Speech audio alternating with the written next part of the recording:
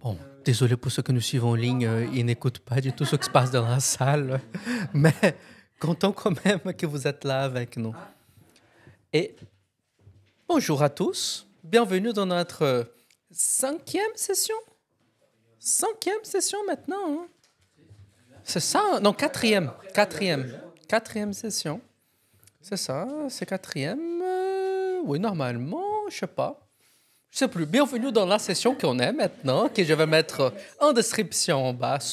Je viens de l'écrire en plus sur l'ordinateur et j'ai complètement oublié dans lequel on est. Alzheimer déjà, c'est la thèse qui prend toute la place. Hein. Et, en tout cas, bienvenue. Aujourd'hui, nous sommes, si je n'oublie pas, j'ai oublié la page que nous sommes. Bon, c'est j'ai tout oublié.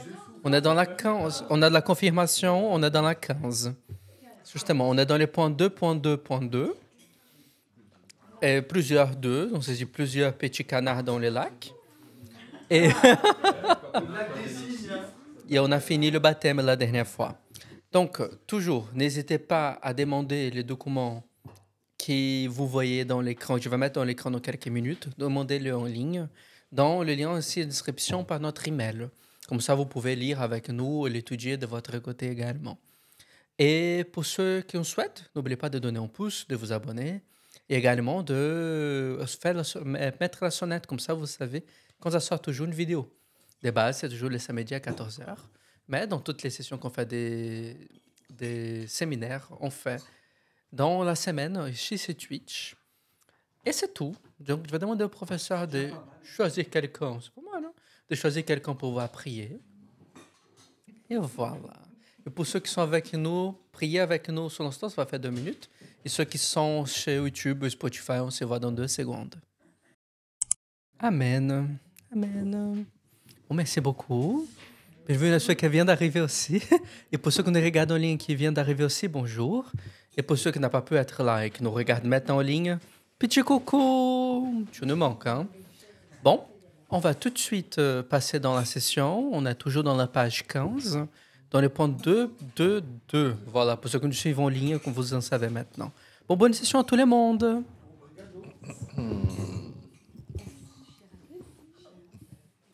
Merci, cher frère. Oui, alors nous avons vu le baptême la dernière fois et je souligne bien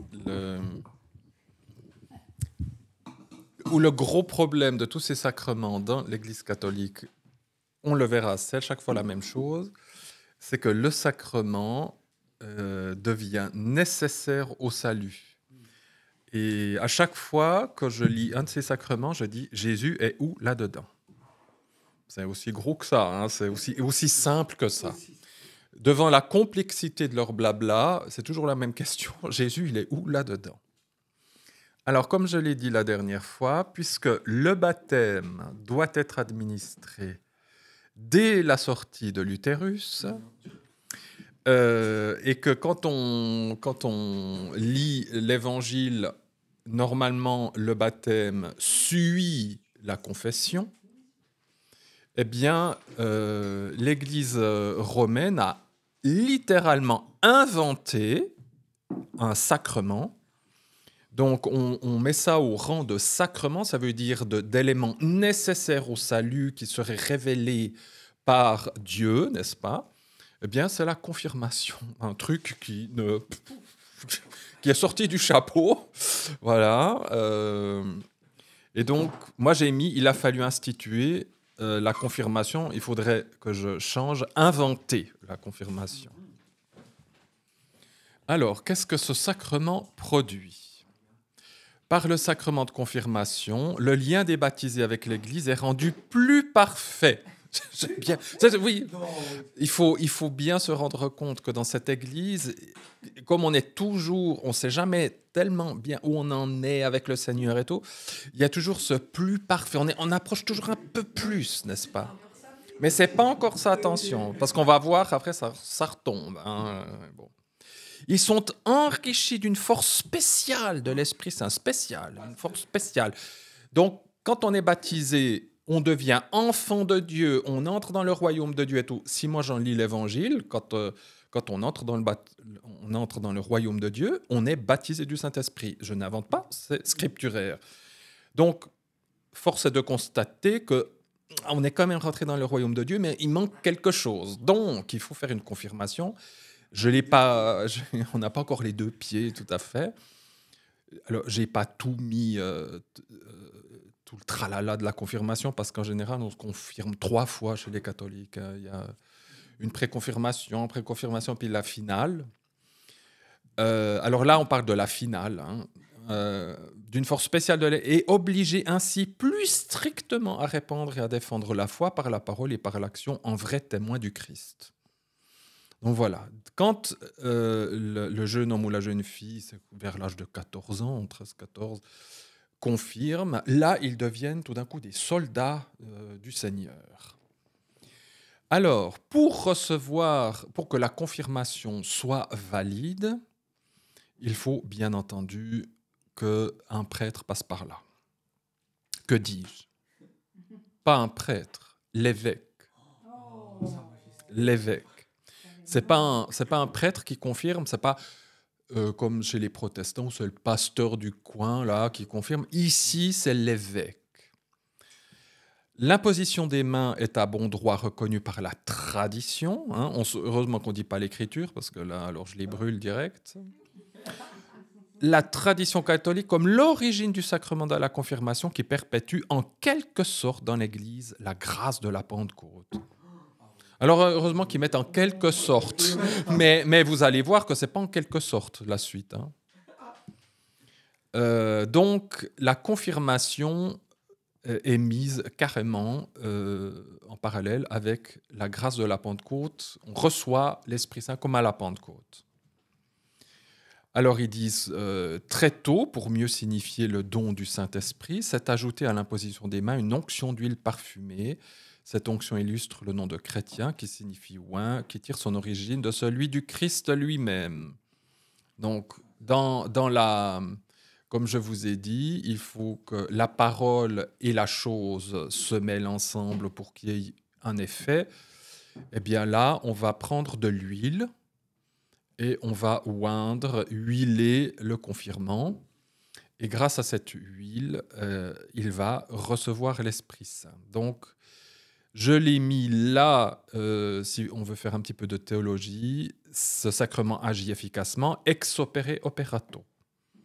C'est-à-dire que lorsqu'on opère le sacrement, il y a une opération réelle de ce qui se passe par la chose et la parole, et bien sûr par celui qui est ordonné pour faire l'action. Parce que dans l'Écriture, l'huile est toujours un synonyme de l'Esprit Saint.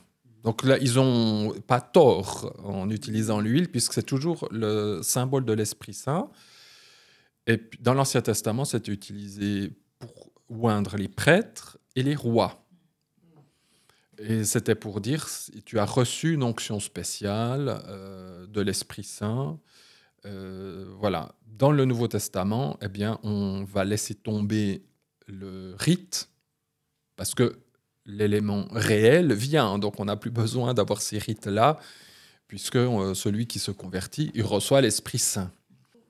L'onction des malades, oui, c'est vrai que c'est utilisé pour l'onction des malades. Et c'est... faire une petite parenthèse, il y a Marc qui en parle et Jacques. Chez Marc, c'est vraiment une huile... de l'huile, quoi, et puis on oint les malades. Dans Jacques, c'est du parfum. Et malheureusement, dans l'Église, c'est très mal compris parce que le terme utilisé en grec, c'est une huile parfumée que les gens utilisaient tous les jours à cette époque pour se parfumer parce que on ne sentait pas rien en Orient. On doit sentir bon.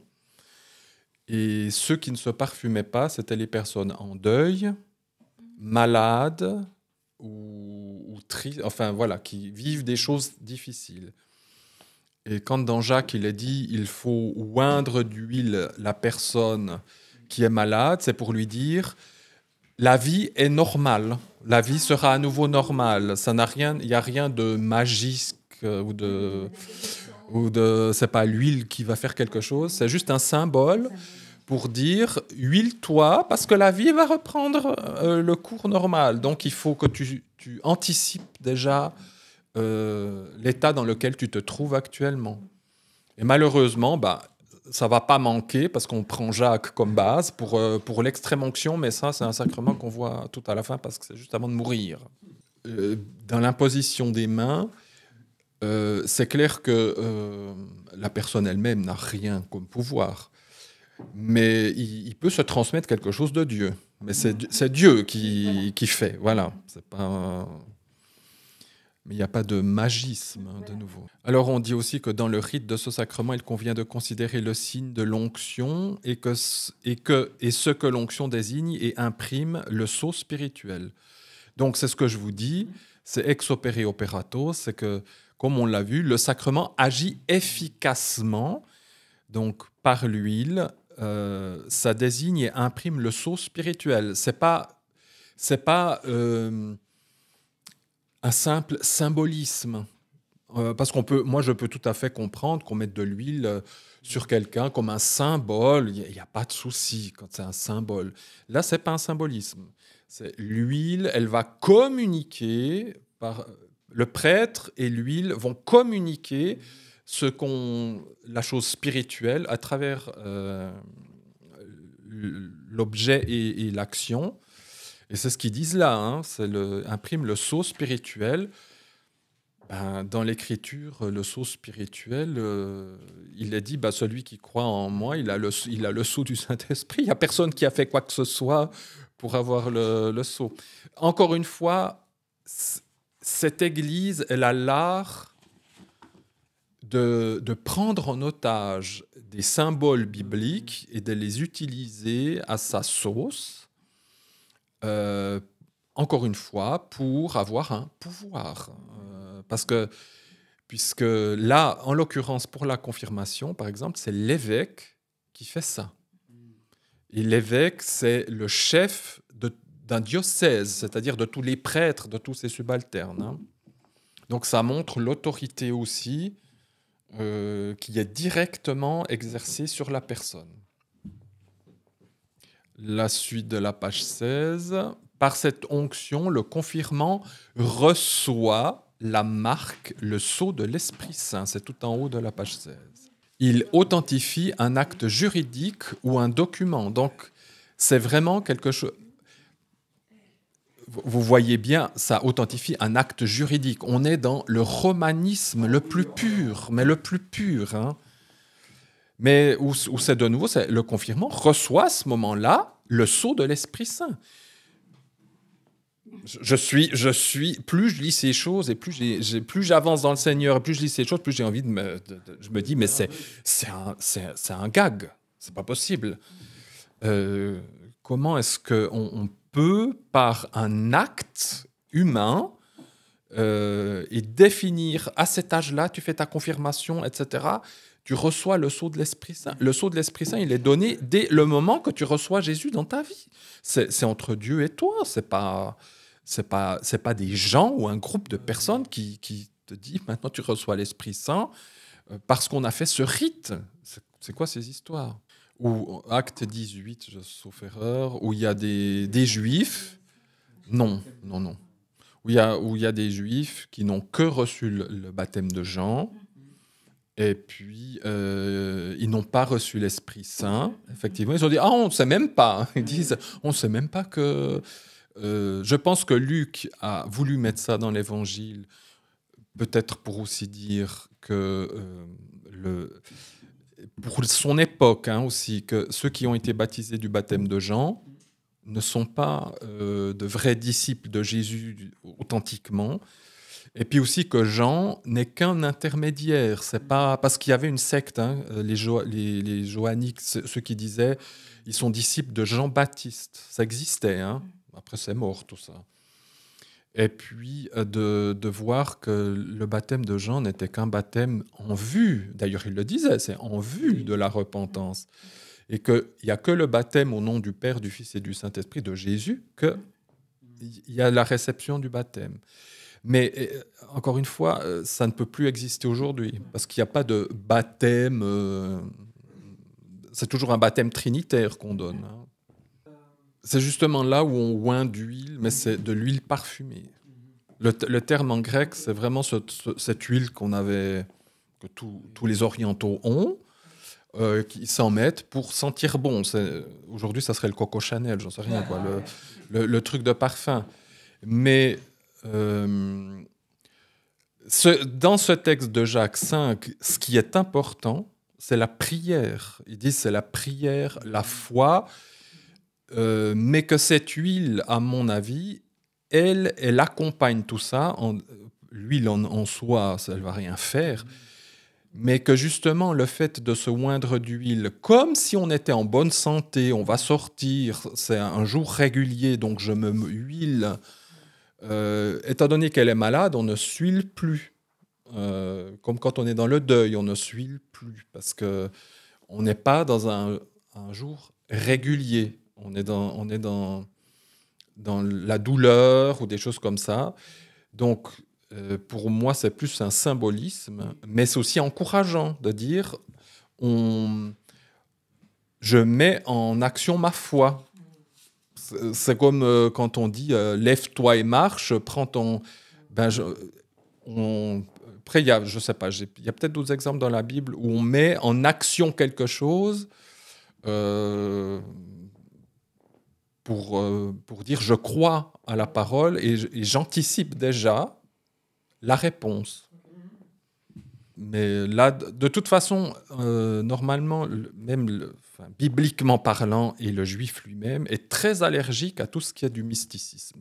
Je dis pas, dans le Moyen-Âge, ça ne va pas manquer, les juifs vont aimer le mysticisme avec la Kabbale. Oui, aujourd'hui, il y a plein de rites bizarres, ils ont plein de choses bizarres qui viennent du paganisme, ils n'aiment pas qu'on leur rappelle. Mais sinon, en règle générale, à cette époque, le juif n'était pas... Ça ne veut pas dire qu'il n'y avait pas des choses bizarres. Hein, mais même, là, ils font les trucs avec les rabbis.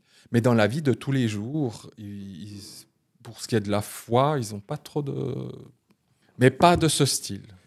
C'est pas je mets une huile, ça ira mieux. Des trucs, c'est plus grossier. Là, alors, où c'est gros comme la montagne, c'est le texte qui suit. Il ressort de la célébration que l'effet du sacrement de confirmation, donc il y a un effet concret, et l'effusion spéciale de l'Esprit Saint, comme elle fut accordée. Avant, ils vous disent, en quelque sorte, c'est en quelque sorte comme à Pentecôte, et ici, ils disent, comme elle fut, c'est pas en quelque sorte, comme elle fut accordée, jadis, aux apôtres au jour de la Pentecôte. Ça veut dire, la confirmation, c'est la réception de l'Esprit Saint comme à Pentecôte. Alors, c'est pas écrit dans le catéchisme parce que c'est peut-être pas forcément, c'est pas dogmatisé et tout, mais en général, pratiquement, l'évêque, il va faire une petite tape sur la joue du confirmant pour que ça soit rouge, pour dire, eh bien, c'est une imitation des langues de feu qui sont venues sur toi, et donc l'effet des langues de feu. Enfin, voilà. On verra parce que c'est très lié, toujours, c'est vers la fin, un peu plus loin qu'on le voit, c'est le sacrement de l'ordre. C'est que le prêtre, l'évêque, tous ceux qui sont dans la hiérarchie reçoivent un pouvoir spécial et uniquement par eux, c'est uniquement au travers d'eux que tu peux vivre tous ces sacrements, recevoir ces choses. En dehors de ça, il n'y a rien. Quand on voit la simplicité de l'évangile, quand Pierre arrive devant Corneille, ils reçoivent est-ce que Pierre il a fait une messe? Est-ce qu'il a fait je ne sais pas quoi? Il voit Corneille recevoir l'Esprit Saint et dit tiens, ils reçoivent l'Esprit Saint comme nous, on l'a reçu. Bon, on va le baptiser, on le baptise et puis voilà, c'est tout. Hein. Il n'y a pas de tralala, quoi.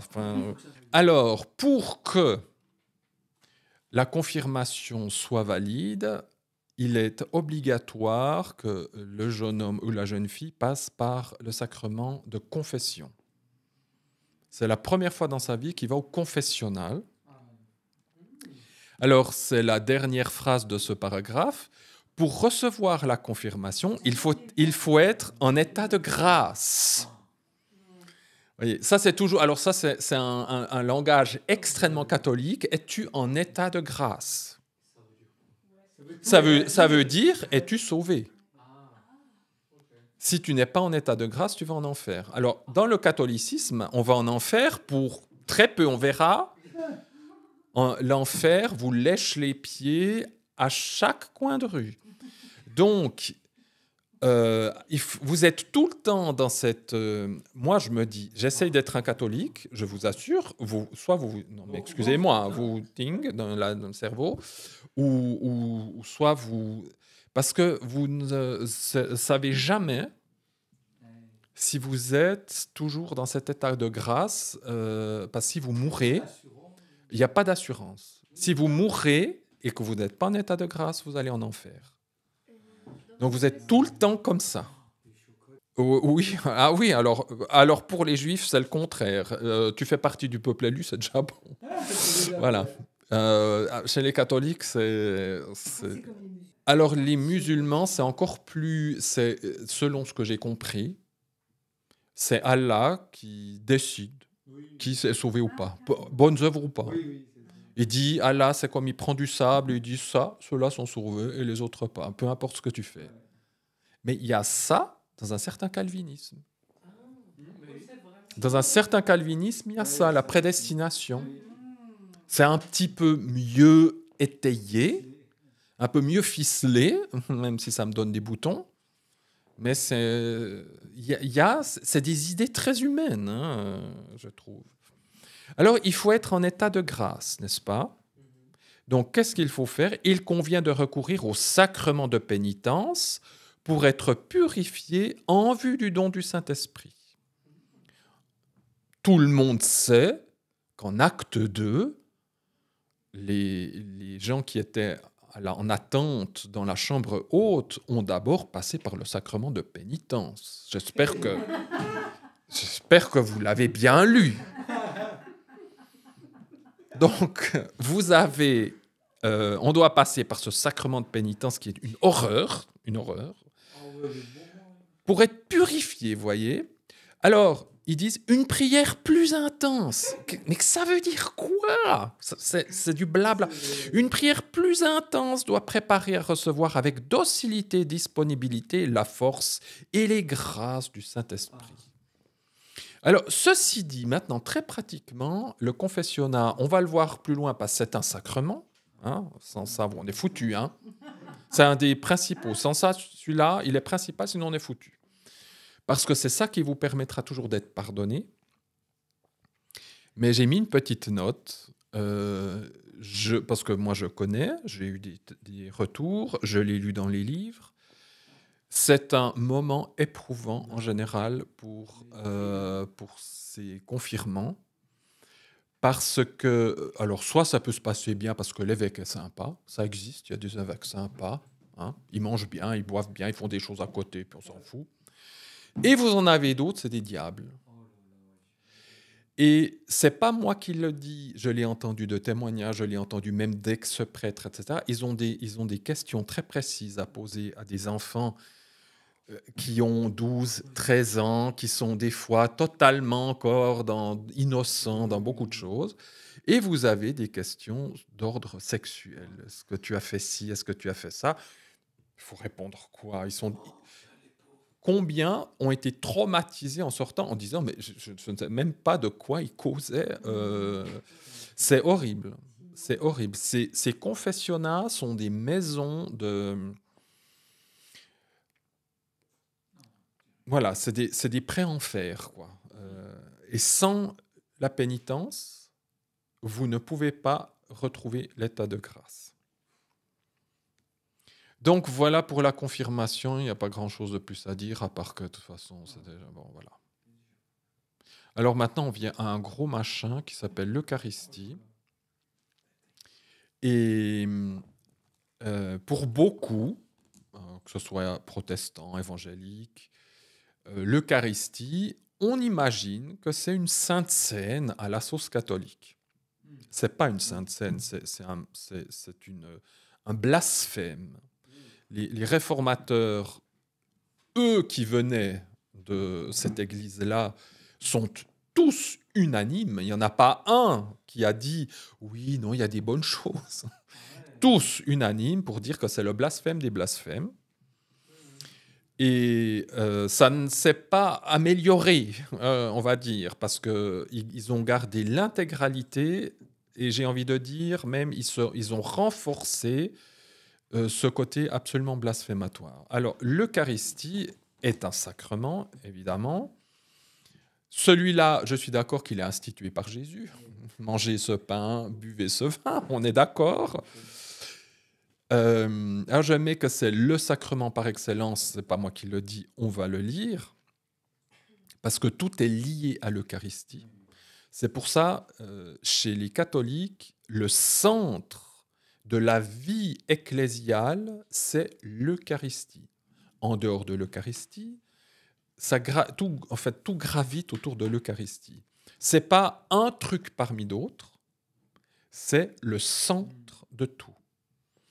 Et lorsque les protestants étaient persécutés, ici en France, eh bien, où on essayait de choper des protestants, c'était très simple.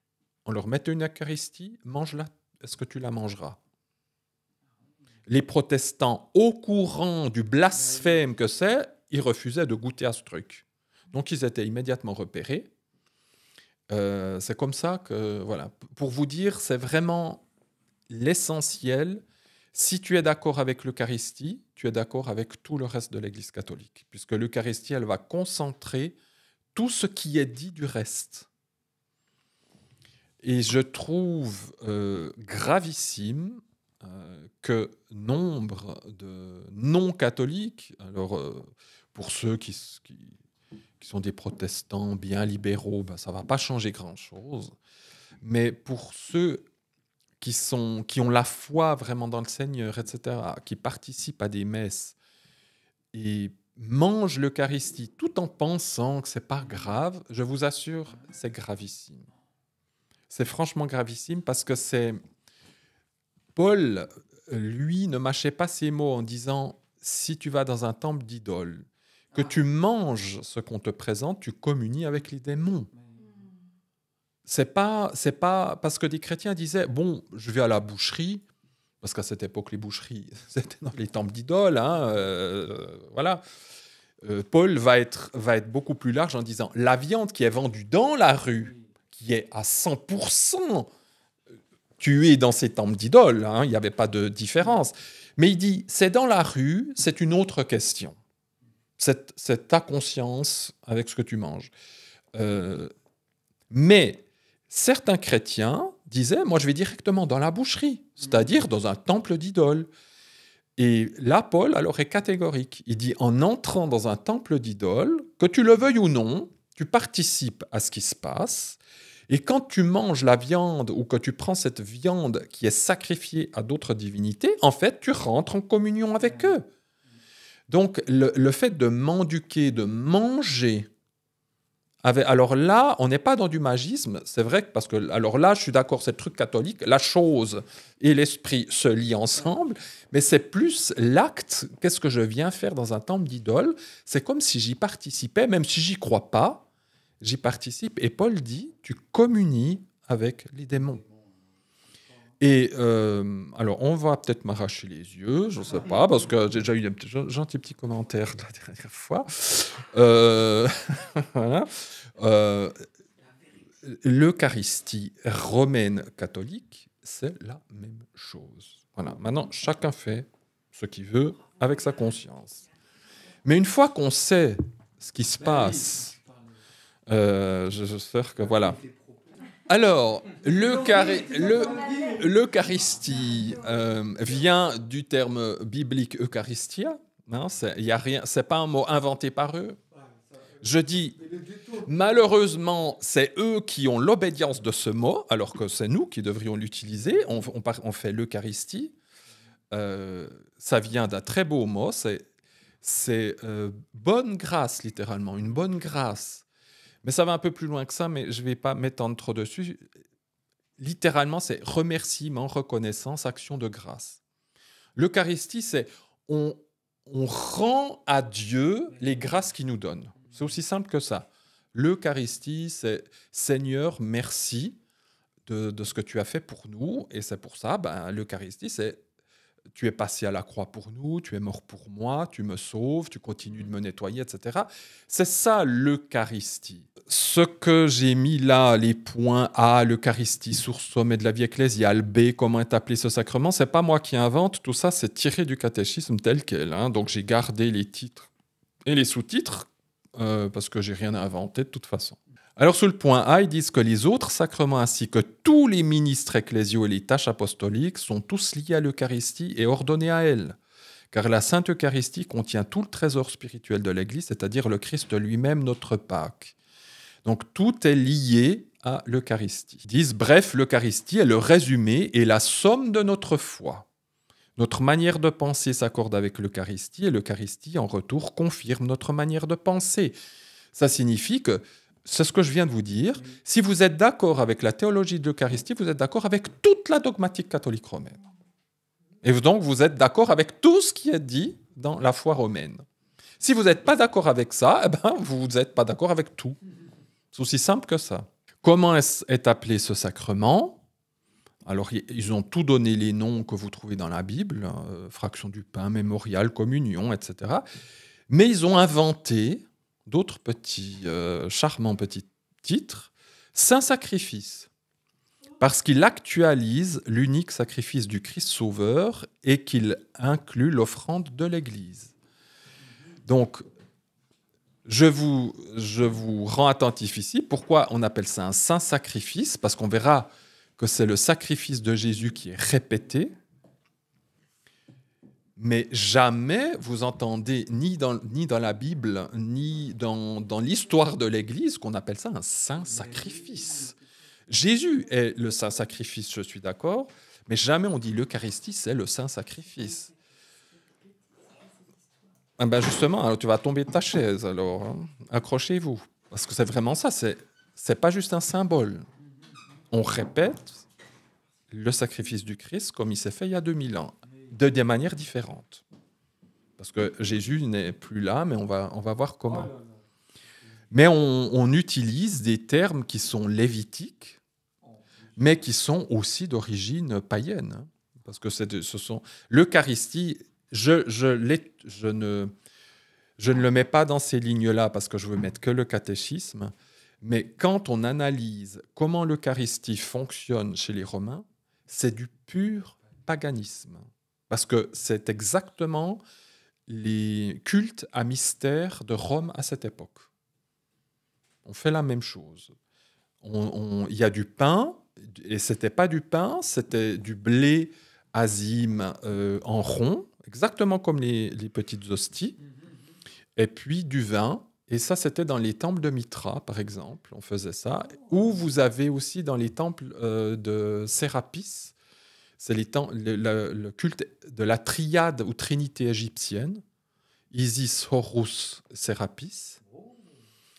Et un jour, l'époque de Jésus, avant Jésus et encore jusqu'à la fin du paganisme. Et c'était des cultes qui étaient très en vogue à cette époque-là, des cultes asiatiques, très très en vogue, parce que ces cultes-là parlaient de la vie après la mort. Qu'il n'y a pas avec Zeus, machin, Jupiter, tout ça.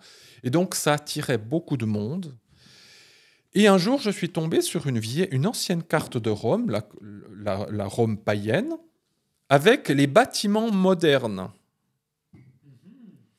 Et quelle n'a pas été ma surprise quand j'ai vu que l'église Gesù, des Jésuites, a été fondée sur un ancien sérapéum. Isis, Horus, Sérapis. Et Isis, alors, est-ce que c'est du hasard ou pas ? Mais quand les protestants le prennent aussi, mais c'est d'abord un signe jésuitique des jésuites, le IHS, qui est normalement les 3 premières lettres en majuscule en grec de Jésus.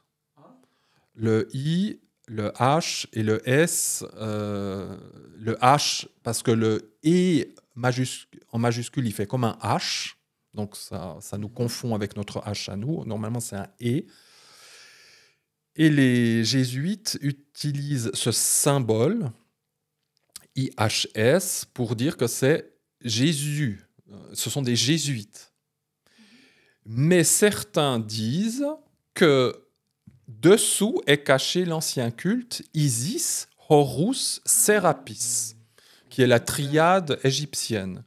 Et dans la triade égyptienne, vous avez exactement la même chose, où on parle d'Horus, qui est le fils d'Isis et de Sérapis, qui est mort et ressuscité, comme Jésus, et qui transperce le serpent. Et il est représenté par un oblat, c'est-à-dire par un bout de pain en rond de blé. Et comme par enchantement, dans la messe catholique, vous avez ce bout de pain rond, blé, avec le vin, etc. Alors ça, si jamais les gens sont intéressés, vous pouvez lire de Alexander Hislop, c'était un révérend du 19e siècle, Les deux Babylones. Le livre, je l'ai dévoré à l'époque. Et je fais une petite parenthèse sur Les deux Babylones. Lorsque j'étais pour la première fois à Rome, c'était avec la faculté protestante de Neuchâtel. Nous avons été à la faculté protestante de Rome. Et nous étions dans la bibliothèque, 200 000 bouquins. 200 000 livres dans cette bibliothèque. Et j'ai dit, Seigneur, les livres sont en italien la plupart, hein, voilà, il y avait aussi d'autres langues. Et j'ai dit, Seigneur, je vais prendre ma main comme ça, je vais prendre un bouquin, parce que c'était à l'époque où je faisais mes recherches sur Rome.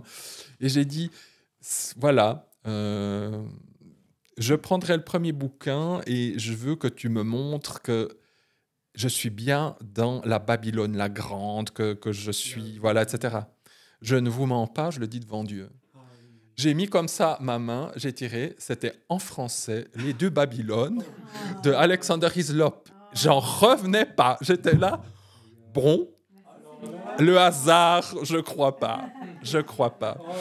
Et donc, je l'avais déjà lu, mais non, j'ai demandé au Seigneur et j'ai dit, je crois que on est sur la bonne, oui, en français.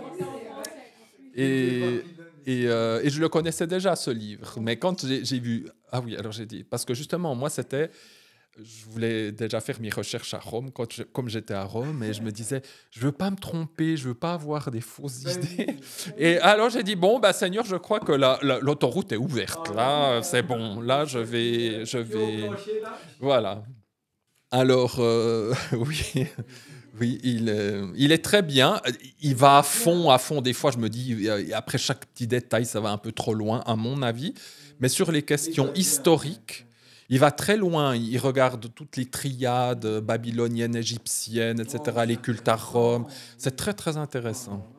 Alors, comment est-ce qu'il nomme ça aussi? Le très saint sacrement, parce que c'est le sacrement des sacrements. Très saint sacrement.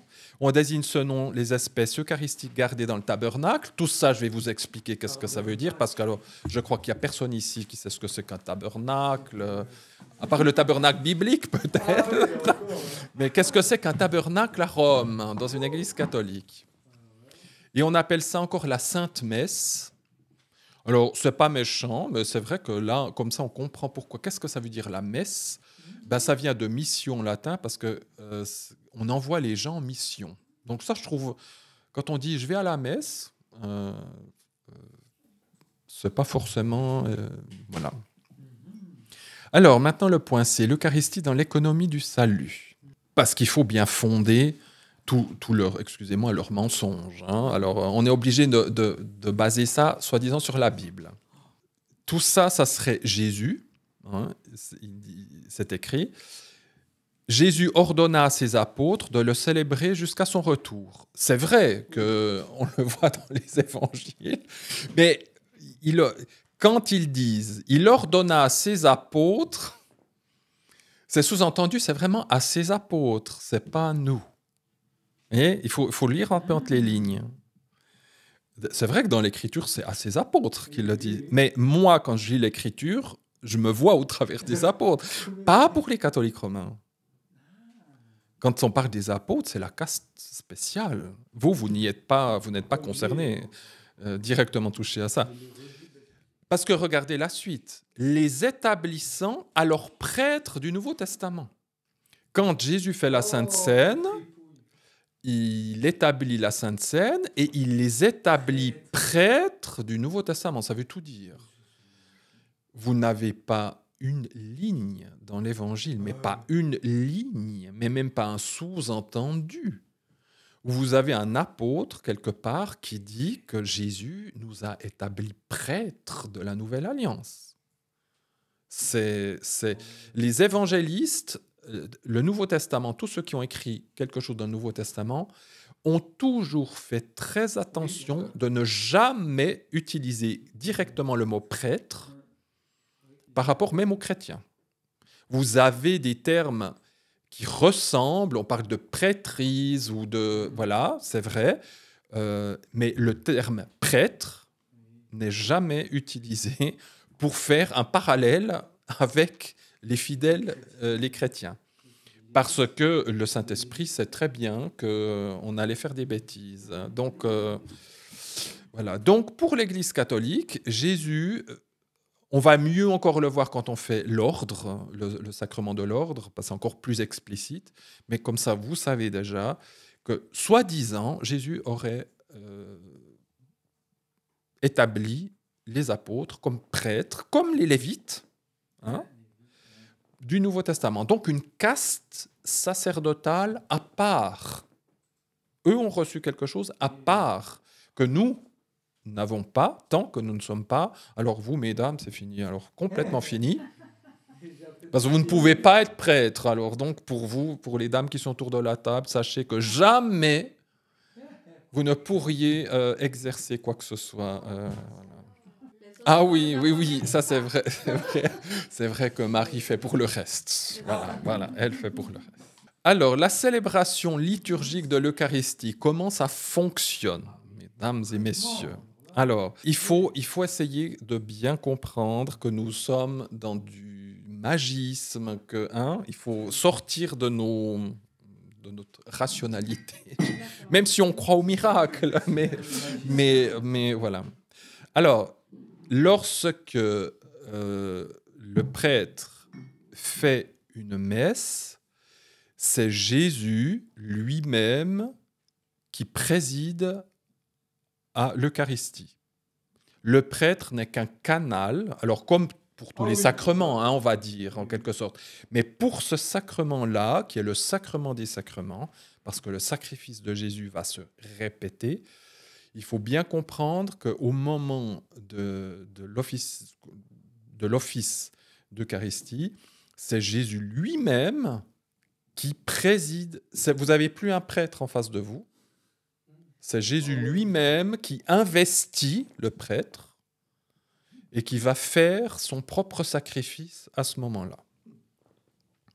Alors, il est écrit, c'est lui-même qui préside invisiblement toute célébration eucharistique. Le lui-même, c'est Jésus. C'est en le représentant que l'évêque ou le prêtre, agissant en la personne du Christ-tête, préside l'assemblée. Oui, c'est mystique. Voilà. Ah non, c'est un autre Jésus.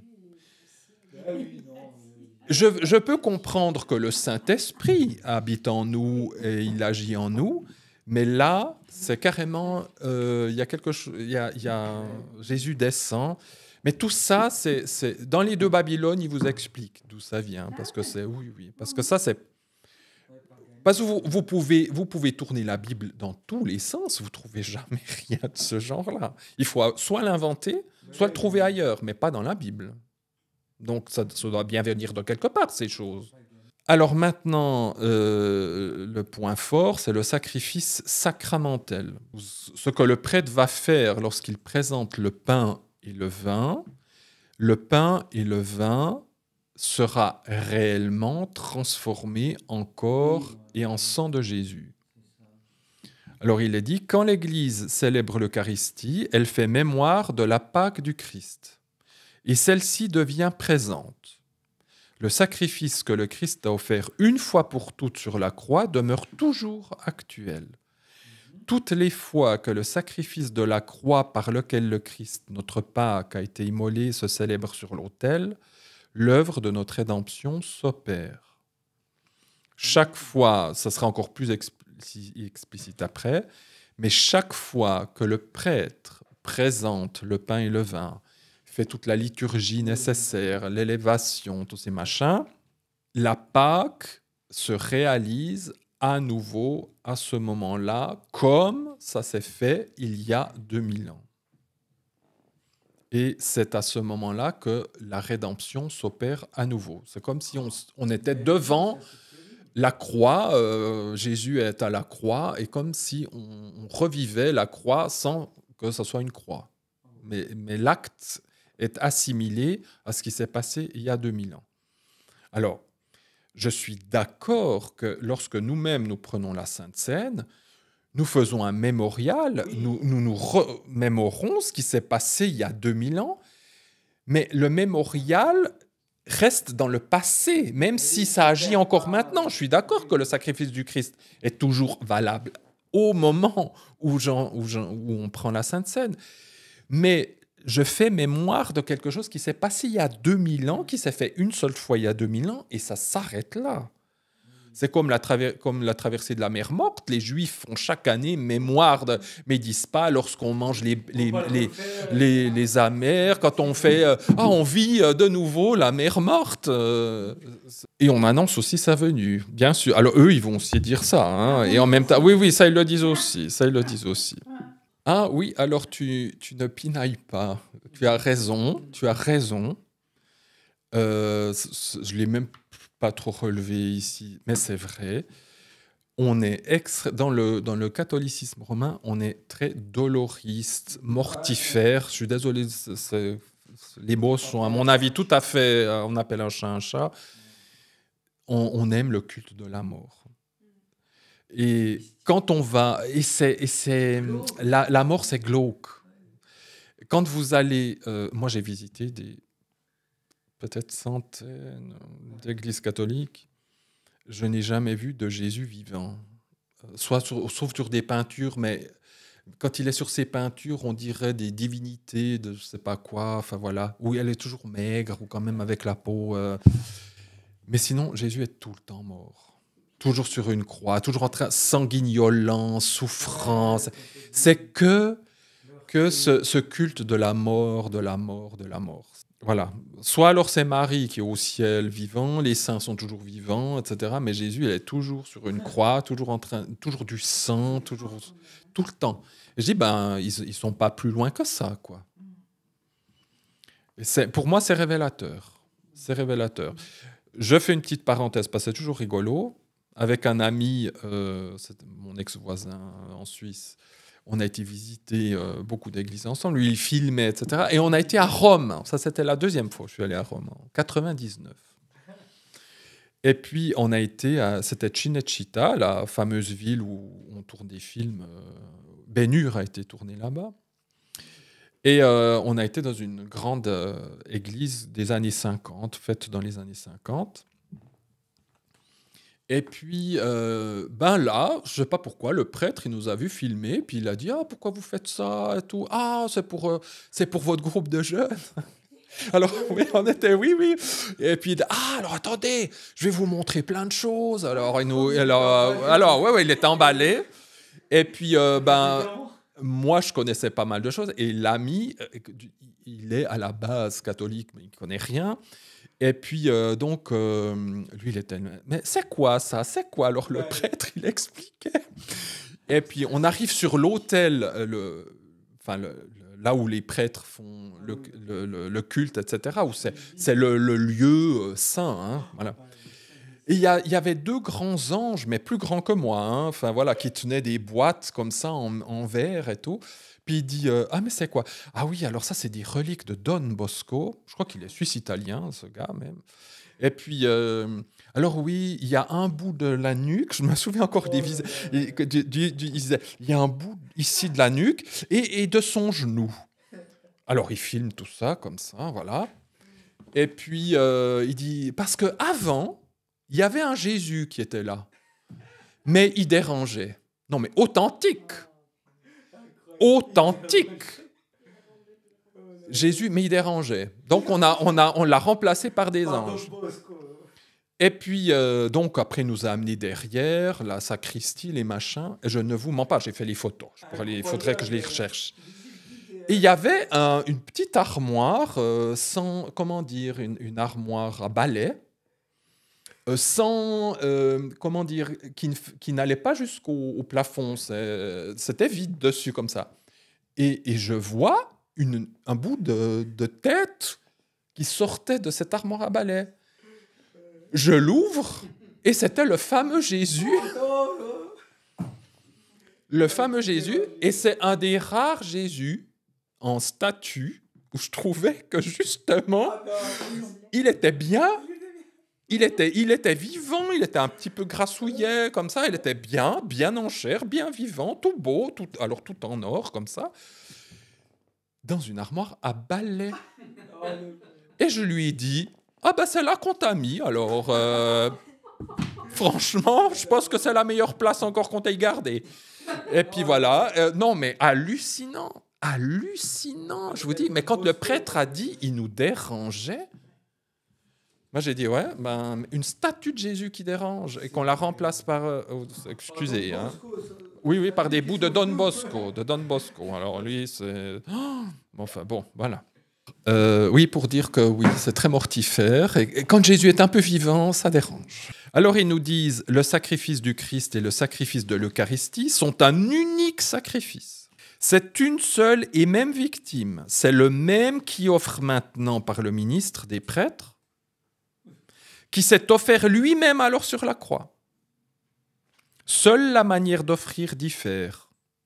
Et puisque dans ce divin sacrifice qui s'accomplit à la messe, ce même Christ qui s'est offert lui-même une fois de manière sanglante sur l'autel de la croix est contenu et immolé de manière non sanglante, ce sacrifice est vraiment propitiatoire. Il répète et il souligne, c'est pour ça que je vous mets ça, que lorsque le prêtre fait l'Eucharistie, c'est bien Jésus qui préside, c'est le prêtre est là pour le représenter en quelque sorte, mais c'est Jésus qui l'investit. Et Jésus, en quelque sorte, répète son sacrifice qu'il a fait il y a 2000 ans. La seule chose qui va différencier, c'est la manière de faire. Alors ils disent, de manière non sanglante. Et là, Alexander Hislop, justement, dans son livre Les deux Babylones, dit c'est précisément le culte d'Isis et de Sérapis. On disait que c'était une oblation non sanglante parce qu'on offrait du blé et pas de la viande. Ça, vous pouvez le chercher dans la Bible où vous voulez. Et à juste titre, parce que je le mets dans mon petit texte à moi, non sanglant. Mais le vin, c'est du sang, puisque le vin se transforme vraiment en sang. Donc, je ne comprends pas qu'ils disent que ça soit non sanglant alors qu'on vous donne du sang à boire. Alors, voilà. Alors, d'accord, peut-être qu'ils veulent dire que quand on offre l'oblat en blé, il ne saigne pas. Mais c'est vrai qu'il ne saigne pas en réalité. Mais vous avez de temps en temps, soi-disant, de ces hosties qui saignent. Alors là, c'est l'excitation générale. Hein. Là, c'est l'excitation générale parce que c'est la preuve que Jésus est bien là, etc. Alors, moi, ça me donne plus des envies d'autre chose que des réjouissances. On va encore un petit peu voir plus loin que tout ça, c'est bien. C'est pas juste des symboles, mais maintenant, c'est qui intervient pendant cette Eucharistie. Parce qu'il y a Jésus, soi-disant, qui est là, en personne, au travers du prêtre. Mais maintenant, ils nous disent, le pape est associé à toute célébration de l'Eucharistie, où il est nommé comme signe et serviteur de l'unité de l'Église universelle. Hein. C'est pour ça que je vous dis, quand on mange ce machin, c'est pas juste un bout de pain, puis un peu de vin, puis c'est pas grave. On invoque, Parce qu'il y aura le pape, les évêques, des saints, des trucs bizarres qu'on va invoquer.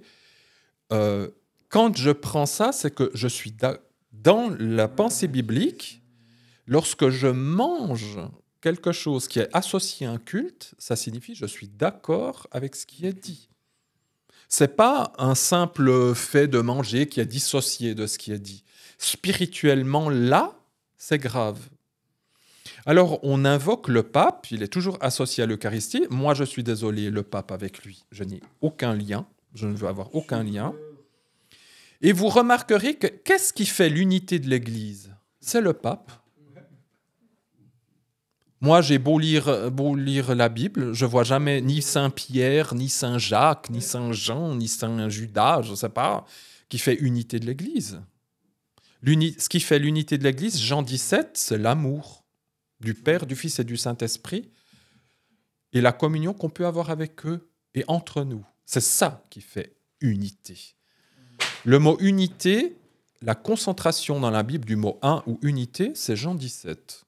Donc, si vous voulez avoir une définition de ce que c'est l'unité, c'est Jean 17. Mais dans Jean 17, c'est la fameuse prière sacerdotale que Jésus fait avant d'aller à la croix. D'ailleurs, ça va très bien, puisque Jean 17, c'est juste avant l'Eucharistie. Enfin, non, que dis-je ? C'est juste après l'Eucharistie, mais avant la croix, parce qu'il vient de faire la Sainte Seine, et il va à la croix. Donc Jean 17, c'est le texte parfait. Dans Jean 17, ce qui fait l'unité, c'est l'amour du Père pour nous et de nous vers le Père, par le Fils. C'est tout. C'est pas le pape. Non mais... Alors vous avez aussi l'évêque du lieu est toujours responsable de l'Eucharistie, parce que s'il y a des hérésies, c'est sur lui que ça retombe. Chapitre 17. Tout chapitre. Mais vous avez après un bout dans Jean 17 où c'est l'unité, où il parle, il y a 5-6 fois le mot unité. Je crois que c'est vers la 3/4 du texte. Alors vous avez l'évêque, son nom y est prononcé, le prêtre, bon voilà, etc. Et puis la communauté intercède aussi pour tous les ministres, voilà. Bon, moi ce que je voulais vous montrer ici, c'est que le pape, l'évêque, la hiérarchie de cette église, elle est présente spirituellement dans ce machin. À l'offrande du Christ s'unissent non seulement les membres qui sont encore ici-bas, mais aussi ceux qui sont déjà dans la gloire du ciel. C'est en communion avec la TSVM, la Très Sainte Vierge Marie. Moi, je l'appelle TSVM parce que... La très sainte... Non, mais entre nous, on a des... Moi, je la... Oui. La très sainte Vierge Marie, et en faisant mémoire d'elle... Oui, on fait aussi mémoire d'elle, hein, n'est-ce pas ? On fait mémoire d'elle, je ne sais pas. Mémoire, qu'est-ce qu'elle a fait, la Vierge, hein, bon. Ainsi que tous les saints et toutes les saintes que l'Église offre le sacrifice eucharistique. Dans l'Eucharistique, l'Église avec Marie est comme au pied de la croix. Vous voyez, l'Église avec Marie, on est avec... Alors elle est aussi là, hein, carrément. Il y a déjà Jésus, mais aussi Marie, elle est là. Bon. Puis on est au pied de la croix, unis à l'offrande et à l'intercession du Christ. Marie est unie avec nous à l'offrande et à l'intercession du Christ. Donc, vous voyez... bon. Donc, cette Eucharistie... Sur ce machin, c'est du magisme. Comme on a dit, c'est un autre Jésus. On invoque des morts, etc. Celui qui veut encore bouffer ce truc, il est libre. Mais c'est pour ça que les réformateurs sont unanimes sur l'Eucharistie, c'est diabolique. C'est tout. Il n'y a pas à dire oui, non, machin, peut-être il y a un bon truc. C'est diabolique. C'est diabolique. Oui, alors là, c'est le poison direct. Là. Alors maintenant, cette Eucharistie, c'est vrai qu'elle est prétendument favorable pour ceux qui sont... mais qui sont là à participer à cette Eucharistie. Je fais aussi une parenthèse. Faites autant d'Eucharistie par jour que vous pouvez. À Rome, c'est du matin au soir. Quand j'ai été visiter à Rome, quand vous vous promenez dans les rues de Rome, vous avez des églises partout ouvertes. Non, mais elle a encore du vécu, mais avec ce copain, on se marrait tout le temps. C'était très difficile d'avoir notre sérieux. Il y avait une église ouverte, alors il va y avoir messe, parce que c'est écrit messe. Alors voilà, alors, il y a tout le monde qui attend, vous avez des gens bien habillés, passés entre midi et 2 heures, avant le boulot, après le boulot, vous voyez. Donc on était comme ça. Le curé qui court transpirant, parce qu'il en fait 50 par jour, et puis qui fait plein de... Oui, tout ça.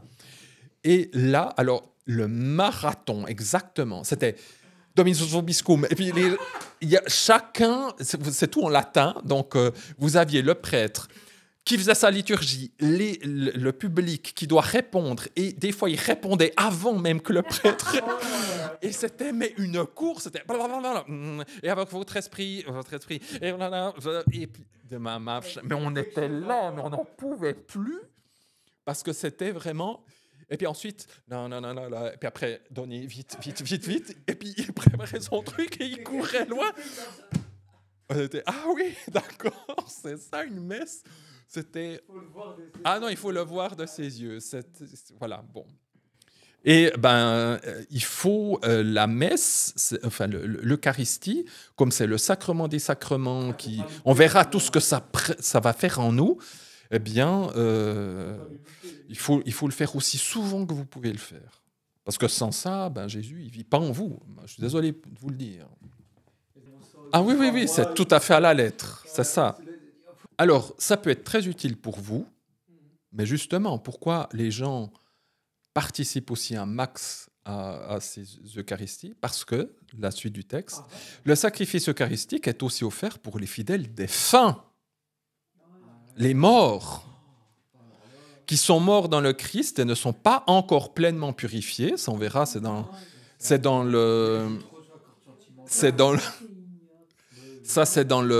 on verra plus loin, les indulgences. C'est-à-dire que vous pouvez mourir dans un état de grâce, c'est-à-dire que vous êtes sauvés, mais sachez que 99,9% des gens ne sont pas pleinement purifiés de tous leurs péchés, donc ils doivent être au purgatoire. Et donc, le sacrifice eucharistique va aider ces pauvres personnes qui sont en train de souffrir au purgatoire parce que ça peut les soulager de douleur.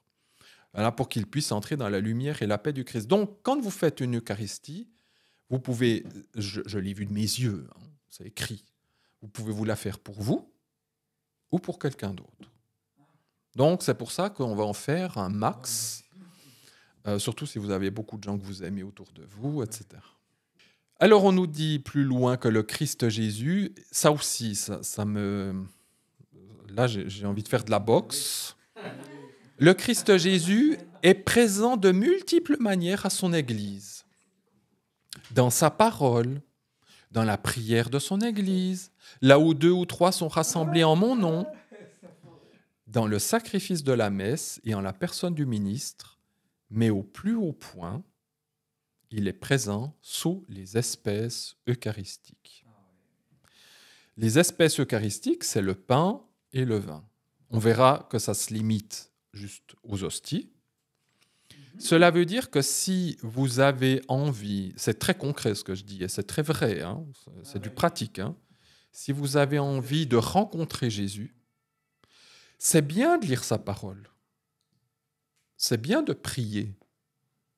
C'est bien de faire les sacrements. Mais si vous avez vraiment envie de rencontrer Jésus face à face, ça va être avec l'hostie. Ce bout de pain qu'on a consacré, c'est là, au plus haut point, c'est pas moi qui le dis, au plus haut point, sous les espèces eucharistiques. C'est là que vous allez avoir une rencontre la plus proche, la plus intime et la plus authentique avec le Christ. C'est pour ça que ce Christ, je peux plus. Ils nous disent comment c'est possible, parce ils essayent d'argumenter. Dans le très saint sacrement de l'Eucharistie, sont contenus vraiment, réellement et substantiellement le corps et le sang conjointement avec l'âme et la divinité de notre Seigneur Jésus-Christ, et par conséquent le Christ tout entier. Dans le pain et dans le vin, quand le prêtre fait son magisme, le pain et le vin deviennent réellement chair et réellement sang avec l'âme et la divinité de Jésus.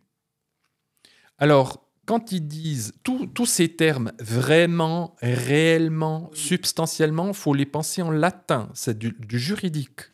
C'est pas comme nous, peut-être en français, vraiment, ouais, vraiment. Non, c'est du juridique latin, c'est vraiment, c'est vrai, authentique, c'est réel et c'est substantiel. Alors pourquoi est-ce qu'ils disent substantiel ? Parce que tout cela vient d'Aristote. C'est là où Aristote est important, parce que sinon on ne comprend pas. Aristote a défini certaines choses et il a dit la matière, elle est faite de substance et d'essence. C'est une philosophie qui aujourd'hui, ça fait un moment, mais c'est une philosophie qui scientifiquement ne fonctionne pas. Ça n'a plus de sens aujourd'hui, c'est démontrer le contraire. Mais Aristote disait il y a l'essence et la substance. Il y a l'objet, mais l'objet peut avoir une autre essence. Essence, sous-entendu, c'est l'être, la vie. Et quand on dit oui, mais quand je mange le pain et je bois le vin de soi-disant Jésus, ben, ça n'a pas changé. C'est toujours du pain et c'est toujours du vin. Ça n'a pas le goût de sang. Enfin, c'est pas devenu du vrai sang et de la vraie chair. Grâce à Aristote, ils disent le pain et le vin gardent leur substance. C'est-à-dire que la chose matérielle, la substance, ne change pas. C'est l'essence qui change. Et donc, ce n'est plus du pain, ce n'est plus du vin, ça a l'aspect du pain et du vin, mais c'est réellement, vraiment et substantiellement le sang et le corps de Jésus. Et donc, c'est comme ça qu'on arrive à berner des millions de catholiques depuis très longtemps, par une pseudo-philosophie, de nouveau, c'est la même chose. On vous met des jolis mots compliqués, on vous fait des phrases compliquées, et voilà, toi, tais-toi, tu ne sais rien. Nous, on a défini, et on sait, par le Saint-Esprit, il nous a éclairés, grâce à Aristote, et définir ces choses-là. Donc, on arrive à vous faire avaler des couleuvres, c'est peut-être le cas de le dire. Couleuvres, c'est des gros serpents. Donc, il faut bien comprendre que les espèces eucharistiques, c'est vraiment, on mange et on boit vraiment Jésus. C'est pas du symbolisme, c'est réellement ça. Et ce point-là, il est combattu même un peu dans l'Église catholique. Et c'est pour ça que continuellement, pape après pape, il répète aux catholiques qu'ils doivent intégralement respecter tout ce qu'il y a dit sur l'Eucharistie. Parce que si il devait y avoir la moindre faille là-dedans, tout s'écroule. Absolument tout. Ah oui, alors là, c'est le centre. C'est le centre. Alors, ils nous disent que c'est par la conversion du pain et du vin au corps et au sang du Christ que le Christ devient présent en ce sacrement. Par la consécration du pain et du vin s'opère le changement, voilà, c'est ce que je vous ai dit, le changement de toute la substance du pain en la substance du corps du Christ notre Seigneur et de toute la substance du vin en la substance de son sang. Ce changement, l'Église catholique l'a justement et exactement appelé transsubstantiation. Voilà, toute la substance. Alors, je crois que je me suis trompé, c'est pas l'essence, mais la substance. Mais qu'est-ce qu'on s'en fiche? Ça n'a pas d'importance. Parce que, ouais, voilà, ouais, bon. Je me dis, la substance, ça devrait être l'essence qui change. Bon, alors non. Alors, je refais la démonstration. Vous mettez substance à la place d'essence, essence à la place de substance, et c'est bon. Mais peu importe, c'est de chant de... Voilà. Bon. Je crois que l'histoire de la transsubstantiation, ça a été inventé au XIIe siècle. Je crois que oui, oui. Ben, c'est Thomas d'Aquin, je crois. Ah, j'ai mis? Ouais, je crois que c'est... Oui, oui, c'est le... Ouais, ouais. Oui, c'est Thomas d'Aquin, par Thomas d'Aquin, ouais. Ouais, ouais. Alors avant, il y avait déjà, on disait c'est vraiment le corps, c'est vraiment le sang, mais il n'y avait pas la philosophie qui allait avec. C'était pas étayé philosophiquement, c'était juste... on disait que c'est vraiment le sang et le corps de Jésus qu'on mange. Mais après, Thomas d'Aquin a fait toute cette philosophie pour... Non, non, non, un grand docteur de l'Église. Ouais, donc, oui, oui. Un docteur qui administre du poison. Voilà. Non, quand on lit Thomas d'Aquin, on a mal à la tête. Et puis c'est toutes des questions, ce que le sexe disent, hein, je fais tous ces machins. Oui, non, mais c'est de la philosophie. C'est de la philosophie. Comment on appelle ça? Le Thomas d'Aquin. Il y a un courant, je ne sais plus comment ça s'appelle, le courant théologique. Mais ça devient une philosophie absolument indigeste. Alors il est dit, alors maintenant, c'est que une fois que vous avez transformé l'hostie en Jésus, parce que le vin, lui, est toujours bu complètement hein, pendant la...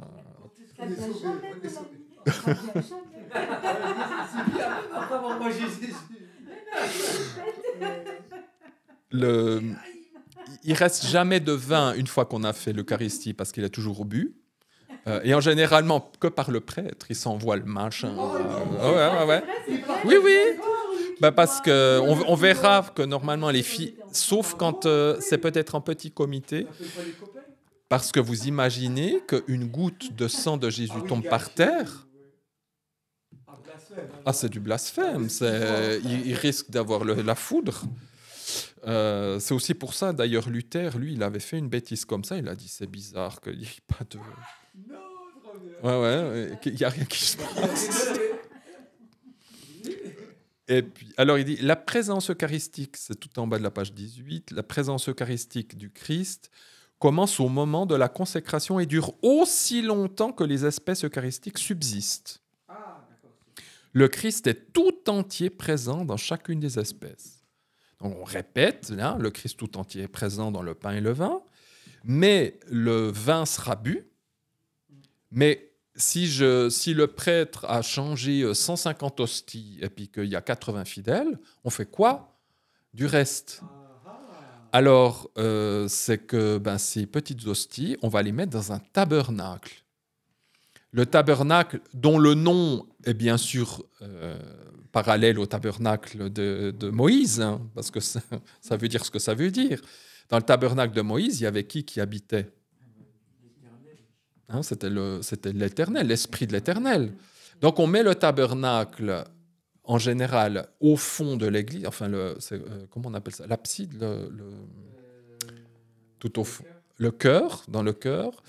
Et puis, dans une petite maison, alors chaque fois je disais, on va rendre visite à Jésus, il est dans la petite maison là au fond, dans une petite maison, plus ou moins décorée, etc., avec une petite lumière rouge à côté. Et donc, toutes ces hosties, on va les mettre dans le tabernacle. Et si vous voulez voir Jésus, nous allons lire la suite. Le culte de l'Eucharistie. Parce qu'on donne Alors, vous la mangez. Si vous la mangez, elle va avoir des effets. Mais quand l'hostie est elle-même non mangée et transsubstantiée, comme c'est Jésus, il faut l'adorer. Donc, le culte de l'Eucharistie. Dans la liturgie de la messe, nous exprimons notre foi en la présence réelle du Christ sous les espèces du pain et du vin. Entre autres, en fléchissant les genoux ou en nous inclinant profondément en signe d'adoration du Seigneur. Alors là, il met le pain et le vin parce qu'il les met ensemble. Mais quand on fait une adoration eucharistique. Peut-être que vous avez déjà entendu ces choses-là. Il y a très régulièrement chez les catholiques adoration silencieuse ou adoration eucharistique. Moi, j'ai une fois participé à ça dans mon innocence. Je ne savais pas ce qu'on était en train de faire. J'étais assez œcuménique au début de ma foi et j'allais chez un frère dans un couvent dans le canton de Fribourg chez moi. Et il était très sympa. Alors, il m'invitait souvent. Il aimait bien discuter avec les protestants et tout ça. Les autres, ils m'aimaient moins. Et puis, un jour, il a dit « Ah, tu viens participer à une de nos réunions de prière ?» Puis j'ai dit « Mais bien sûr !» Mais écoutez, moi, prière, on va se mettre autour d'une table, on va prier ou debout, je ne sais pas. Moi, pour moi, prier, c'est prier. Et je me souviens, on était plusieurs là dans une salle et tout. Puis je disais dans ma tête, mais qu'est-ce qu'on attend? Puis il dit, ah, le prêtre arrive, le prêtre arrive. Je dis, ah oui, d'accord, le prêtre, comme le pasteur, tu vois, bon. Puis je vois que le prêtre arrive, il ouvre un sac, il commence de sortir une sorte de soleil là, en métal là. Je dis, mais c'est quoi ce truc? Puis il dit, mais c'est Jésus. Alors moi j'étais, Jésus? Bon. Après je vois il sort une petite boîte, après il sort l'hostie comme ça, il la met dedans, il s'incline devant. Moi j'avais jamais vu ça de ma vie. J'étais, mais c'est quoi? Mais c'est Jésus. Je disais, mais Jésus? Enfin moi c'est la première fois de ma vie que je voyais ça, mais j'étais là, mais c'est quoi ce truc? Et puis voilà, alors il le met sur la table et tout ça, ce machin, ce soleil-là. Et tout. Puis on s'est mis autour de ce truc. Puis j'ai dit, bon, voilà. Et puis voilà, les gens ont commencé de s'agenouiller. Oui. Ces gens ont commencé de s'agenouiller, de s'incliner devant ce truc. Mais j'ai dit, mais c'est... Voilà. Oui. Alors là, c'était charismatique dans le sens... Alors voilà, moi après je me suis intéressé à ce truc, j'étais là, c'est quoi ce machin? Ah oui, alors c'est un ostensoir avec l'hostie dedans, et puis ça c'est Jésus. Alors voilà, je me suis intéressé. Donc c'est... Voilà. Donc la suite, il est hautement convenable. Moi, je suis toujours très biblique. Donc, quand Jésus il quitte ses apôtres, il dit « Je vous enverrai un autre paraclet. » Voilà. Il sera toujours avec vous. Vous aurez un paraclet avec vous, c'est-à-dire le Saint-Esprit sera toujours avec vous et tout ça. C'est aussi simple que ça. Mais l'évangile, c'est simple. Maintenant, qu'est-ce qu'eux, ils disent pour être avec Jésus? Il est hautement convenable que le Christ ait voulu rester présent à son Église de cette façon unique. Jésus, il a voulu rester présent à son Église par le paraclet, par le Saint-Esprit. Alors non, alors attention. Puisque le Christ allait quitter les siens sous sa forme visible, il voulait nous donner sa présence sacramentelle. Ah oui, ça Jésus, ça c'est sûr, c'est des mots qu'il utilisait tous les jours. Ma présence sacramentelle. Puisqu'il allait s'offrir sur la croix pour nous sauver. Il voulait que nous ayons le mémorial de l'amour dont il nous a aimés jusqu'à la fin, jusqu'au don de sa vie. En effet, dans sa présence eucharistique, il reste mystérieusement, ça faut le noter, parce que c'est mystérieux, au milieu de nous, comme celui qui nous a aimés, qui s'est livré pour nous, et il le reste sous les signes qui s'expriment et communiquent cet amour, c'est-à-dire le pain et le vin. Oui, ici le pain. Donc, Jésus, il est parti, physiquement il est parti, mais eux, il y a encore un truc qui est bizarre, c'est il dit, il est parti sous sa forme visible, il veut nous donner sa présence sacramentelle, mais son bout de pain, c'est visible de nouveau. C'est comme le truc non sanglant, quoi. Là, bon. Voilà, donc, on ne parle pas de paraclet, on parle d'espèces de pain et de vin. Et puis, si vous voulez voir Jésus, alors c'est pour ça, bon, ceux qui m'écoutent, bon, normalement, voilà. Mais je disais à ce copain, on va voir Jésus. Hein, on va voir Jésus, parce que... Alors, on allait voir une de ses boîtes. Il est là, des fois, je toquais. Seigneur, allô, tu ne peux pas m'ouvrir la porte? Mais pourquoi il ne parle pas? Je ne comprends pas. Non, mais écoutez, il faut des fois... moi, je les prends à la lettre. Je dis, si c'est Jésus, alors... je dis, voilà. Mais il m'a jamais ouvert. Jamais. Silencieux. Rien. J'étais... Est-ce que tu étais en action de grâce? Ah, je n'étais pas en état de grâce. Ça, c'est vrai. C'est ça. Je ne suis pas passé par le confessionnal. Ah, il y a quelle erreur de débutant. C'est ça. C'est En plus, mince. un système, ça marche pas. Mon Seigneur. Alors là, ils nous parlent du banquet pascal, comme tu disais. Oui, alors quand même, ils disent que tout ça, c'est une anticipation du fameux banquet. Alors pour moi, si ça c'est la réalité, le banquet pascal, c'est l'enfer, quoi. Non, moi, alors je n'y participe même pas. Alors. Ah non. Alors qu'est-ce qu'ils nous disent ici? C'est qu'il faut au moins le faire une fois par année. Hein? Prenez l'Eucharistie au moins une fois par année, parce que sinon... ça va être difficile de rattraper. Hein. Alors ils disent, grâce à la présence sacramentelle du Christ sous chacune des espèces, la communion à la seule espèce... Ah oui, là c'est pour vous dire, pour légitimer qu'on ne prend plus que le pain. Hein. La seule espèce du pain permet de recevoir tout le fruit de grâce de l'Eucharistie. Donc ceux qui disent, oui, mais il faudrait aussi boire le vin. Non, l'Église catholique vous dit, le pain suffit puisque le pain a tout. Donc, ça ne sert pas forcément à boire. Pour des raisons pastorales, cette manière de communier s'est légitimement établie comme la plus habituelle dans le rite latin. Donc, chez les latins, on ne prend plus le vin, c'est le prêtre qui s'envoie tout. Jésus parlait latin, c'est ça? Ah oui, ben oui, Jésus parlait latin. Mais bien sûr. Oui, c'est le fruit de la grâce de l'Eucharistie.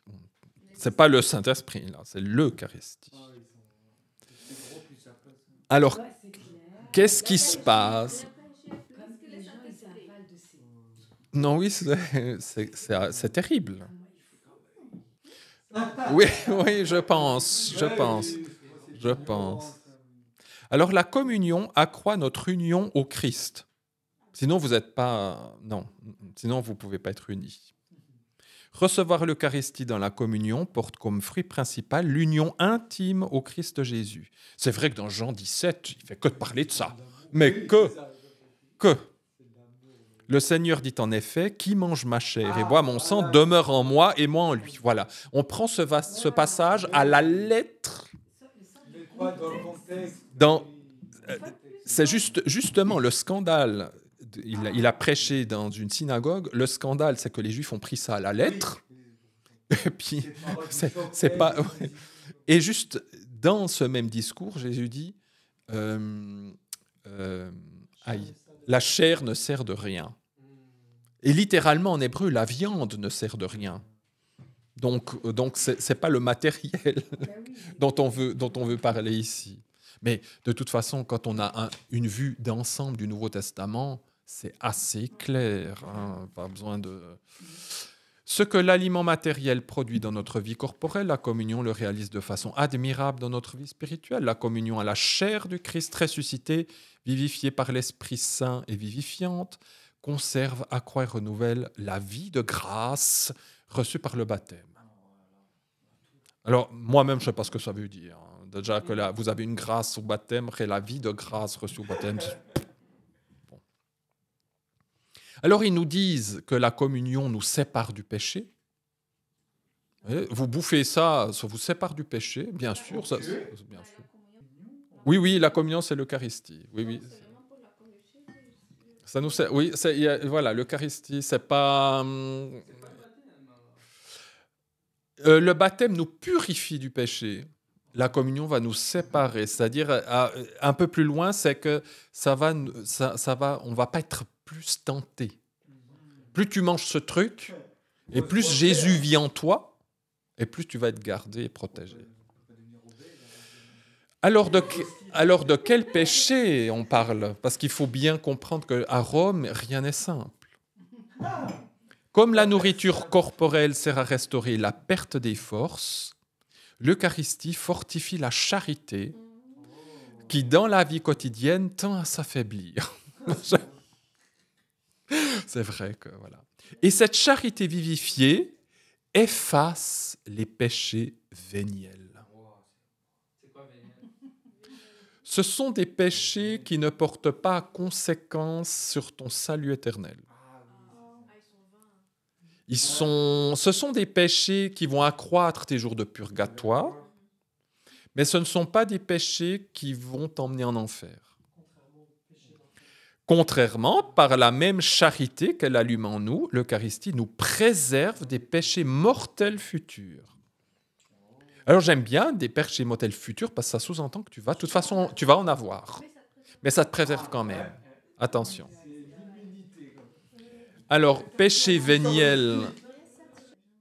Ah oui, alors la charité. Oh, la charité, voilà, oui, la charité. La charité. Alors, maintenant, on va un peu rire. Bon, on a déjà assez ri, mais on va encore un peu rire. Les péchés véniels, comme je vous ai dit, ce sont des péchés qui ne vous amènent pas en enfer. Maintenant, quels sont les péchés mortels? Alors, j'étais vite sur Internet. Le premier, c'est l'acédie. Alors, j'ai appris un nouveau mot. Ah ouais, voilà. Alors, c'est le dégoût de la prière, de la pénitence et de la lecture spirituelle. L'acédie, c'est quand on en a marre, quoi. Voilà, on est fatigué. Mais alors attention, de quoi? Oui, c'est mortel. Parce que c'est un dégoût de la prière, c'est un dégoût de la pénitence. Tu veux pas voir le curé, hein? Tu te dis, alors, aïe, attention, ça c'est déjà un péché d'acédie, c'est un péché mortel de dire, je n'ai pas envie d'aller à la pénitence. Surtout que la pénitence, justement, vous sauve. On verra ça. Et puis, un dégoût de la lecture spirituelle. Voilà. Donc, c'est des péchés. Ça, c'est un péché mortel. Donc, il faut toujours être... L'envie, l'avarice, la vaine gloire, la gourmandise. Alors là, je suis foutu. Hein. La luxure et la colère désordonnée. Ça, ce sont des péchés mortels. Attention. Ben, si vous faites un... Oui. Ah non, mais si tu as pris l'Eucharistie et que tu fais ça, c'est mortel. Parce que l'Eucharistie, le but, c'est le but de l'Eucharistie. Non. Il n'y a rien à comprendre.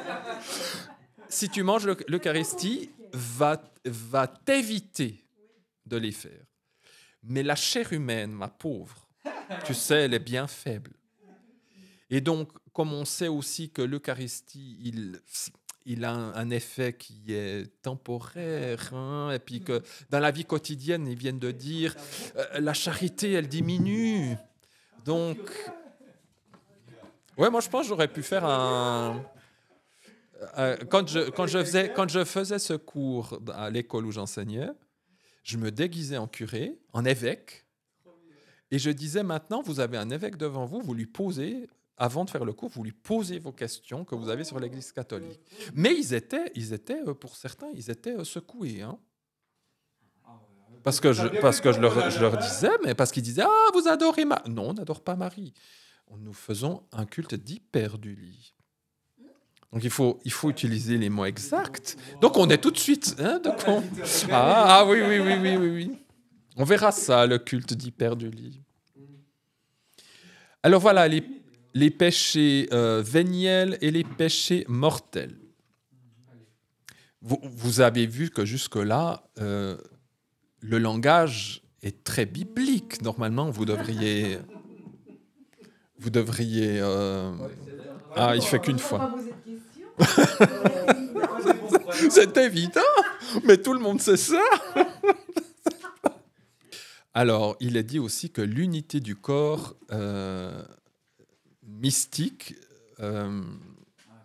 l'unité du corps mystique, l'Eucharistie fait l'Église.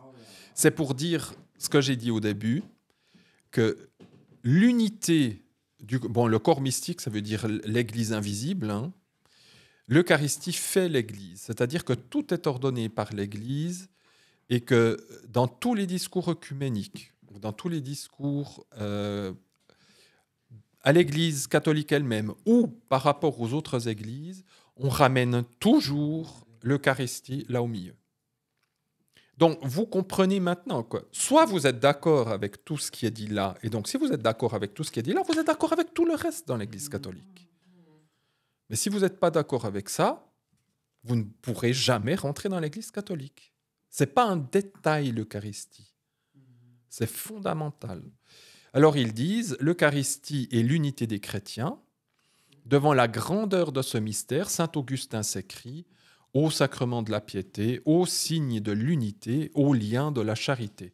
Alors, Augustin ne connaissait rien de ce qui va venir après. Hein. C'est vraiment la Sainte Seine. Je suis d'accord, quand on prend la Sainte Seine, c'est l'unité, ça symbolise le corps, je suis d'accord. Mais Augustin, lui, alors, le développement ultérieur, il tomberait de sa chaise. Hein.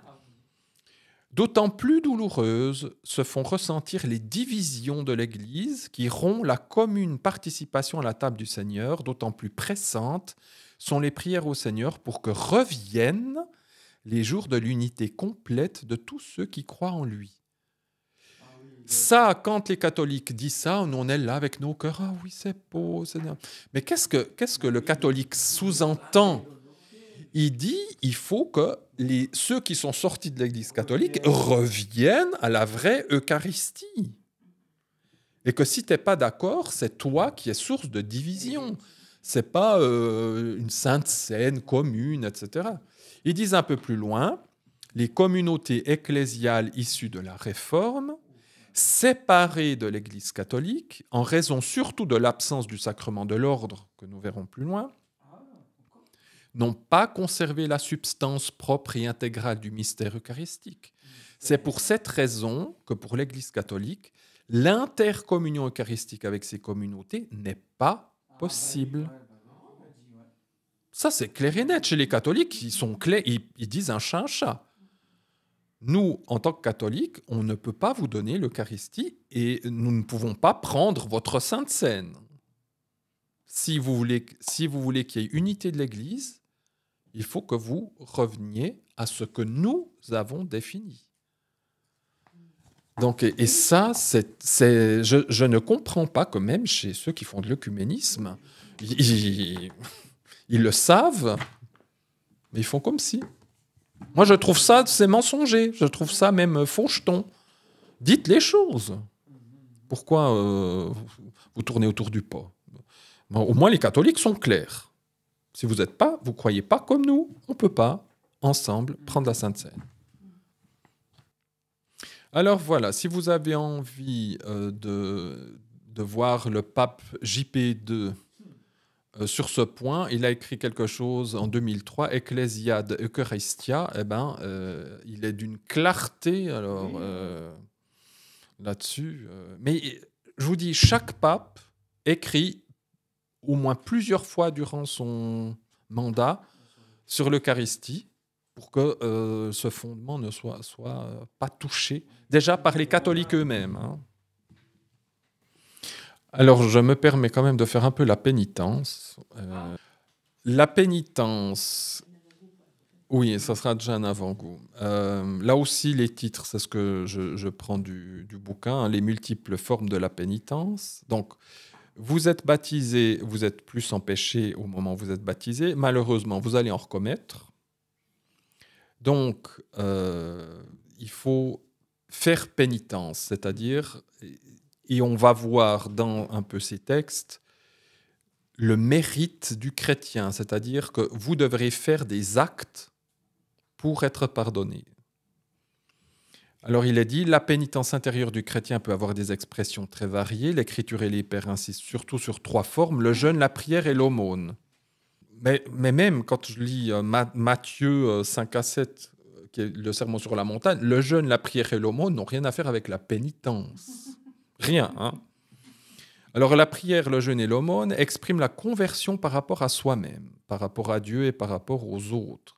À côté de la purification radicale opérée par le baptême ou par le martyre, bon, si vous avez le martyre, vous ne pouvez plus pécher, vous êtes mort, il cite comme moyen, lisez bien, comme moyen d'obtenir le pardon des péchés, quels sont les moyens d'obtenir le pardon des péchés? La première chose, c'est les efforts. Voyez bien le mot. Les efforts accomplis pour se réconcilier avec son prochain. Vous faites plein de choses pour obtenir le pardon des péchés. Dans l'Église catholique, c'est d'abord, c'est aide-toi et le ciel t'aidera. Fais d'abord toi les actes et ensuite Dieu, c'est tout inversé. Hein. Donc, des efforts accomplis pour se réconcilier avec son prochain. Les larmes de pénitence, c'est sûr que les larmes, le Seigneur va dire « Oh, alors oui, je vais te pardonner parce que tu as des larmes. » Le souci du salut du prochain. Je me soucie du salut du prochain. Ah, ça fait pénitence. L'intercession des saints. Et puis, la pratique de la charité qui couvre une multitude de péchés. Mais les choses sont toujours mises à l'envers dans cette Église. C'est ça, c'est le salut par les œuvres. Oui. Ensuite, ils nous disent que les temps et les jours de pénitence au cours de l'année liturgique sont des moments forts de la pratique pénitentielle de l'Église. C'est vrai qu'il y a des temps et des jours dans l'Église catholique où on peut faire, mais c'est surtout des temps où on dépense beaucoup d'argent. Ces temps sont particulièrement appropriés pour les exercices spirituels, les liturgies pénitentielles, les pèlerinages, en signe de pénitence, les privations volontaires comme le jeûne et l'aumône, le partage fraternel, œuvres caritatives et missionnaires. Donc, voilà, pour obtenir le pardon, vous pouvez faire plein de choses. Mais sauf l'essentiel, j'ai envie de dire, sauf l'essentiel. Et puis ensuite, ils nous disent le sacrement de la pénitence et de la réconciliation. C'est pourquoi la conversion apporte à la fois le pardon de Dieu et la réconciliation avec l'Église. Quand on parle de conversion chez les catholiques, on parle souvent de conversion. Il faut que je me convertisse. Chez les catholiques, il faut la conversion là. Chez nous, les évangéliques ou les protestants, quand on parle de conversion, c'est notre retour à Dieu. Voilà. Et puis après, quand on a fait la conversion, après, il y a un chemin qu'on peut toujours dire, c'est une conversion, c'est la continuité de notre conversion. Mais chez les catholiques, vous vous convertissez tout le temps, puisque vous êtes tout le temps en train de perdre votre salut, de revenir. Donc voilà. La conversion, c'est chaque fois de regagner le salut. Regagner ce qu'on a perdu à cause du péché. Alors ils disent, c'est pour ça, pourquoi la conversion apporte à la fois le pardon de Dieu. C'est à l'envers. Je me convertis, c'est-à-dire je fais plein de choses, je jeûne, je pleure, je me flagelle, je renonce, etc. Ça va m'apporter le pardon de Dieu. C'est un jeu vidéo, on doit récupérer des vies, c'est un peu ça. C'est un peu ça. Et dans ce sens-là, mais vous êtes foutus, c'est terrible, c'est terrible, c'est terrible. Je fais et Dieu va. Et de toute façon. On aura et puis dans cette église, on va encore te montrer que c'est peut-être pas. On va peut-être pas le faire déjà aujourd'hui, on verra. Mais en donnant part aux apôtres de son propre pouvoir, aux apôtres, attention, hein, de pardonner les péchés, le Seigneur leur donne aussi l'autorité de réconcilier les pécheurs avec l'Église. Donc, Jésus a donné aux seuls apôtres la capacité de pardonner des péchés. Alors, la hiérarchie est un peu plus tranquille. Ouais. Cette dimension ecclésiale de leur tâche s'exprime notamment dans la parole solennelle du Christ à Simon-Pierre, parce qu'il faut un petit peu l'étayer bibliquement. Je te donnerai les clés du royaume des cieux. Tout ce que tu lieras sur la terre sera lié aux cieux, et tout ce que tu délieras sur la terre sera délié aux cieux. Ça, le début, je te donnerai les clés, c'est ce que vous avez au Vatican, dans la coupole en haut, c'est le gros machin, le gros verset, puisque c'est sur ça que tout est basé. Cette même charge de lier et de délier qui a été donnée à Pierre a été aussi donnée au collège des apôtres unis à leur chef, Matthieu 18, 18. J'ai beau lire Matthieu 18, 18, je ne sais pas comment ils arrivent à choper ça. Je ne sais pas. C'est mis si un frère a péché, va le voir. C'est pas mis si l'évêque va voir ou le pape va voir. C'est l'Église entière, Matthieu 18, 18, si jamais. Et puis, il ne vous donne pas l'autre passage, je crois que c'est dans Luc, où c'est les 70 qui reçoivent aussi de délier. Mais ça ils ne le mettent pas. Et, oui, et puis surtout, ce n'est pas la hiérarchie. Ce n'est pas la hiérarchie. Ce sont de simples disciples. Mais, écoute. Le Christ a institué le sacrement de pénitence pour tous les membres pécheurs de son Église, avant tout pour ceux qui, après le baptême, sont tombés dans le péché grave et qui ont ainsi perdu la grâce baptismale. Tu te fais baptiser, tu pêches, c'est comme si tu n'étais pas baptisé. C'est fini, tu es de nouveau en enfer, tu vas en enfer. Et blesser la communion ecclésiale. C'est à eux que le sacrement de pénitence offre une nouvelle possibilité de se convertir. Voyez ? Une nouvelle possibilité de se convertir et de retrouver la grâce de la justification. La grâce de la justification, c'est la justification par la foi. Enfin, là, il n'y a pas de justification par la foi là-dedans. Hein. C'est je fais des trucs. Le sacrement de pénitence permet de te remettre sur la voie du ciel. Bien sûr que si vous faites des péchés véniels, une simple Eucharistie permettra d'effacer tout ça. Si vous faites des péchés mortels, le sacrement de pénitence vous attend. Je finis avec ça, comme ça vous saurez quoi faire si jamais vous devez faire le sacrement. Quels sont les actes du pénitent ? Il y a 3 actes à faire.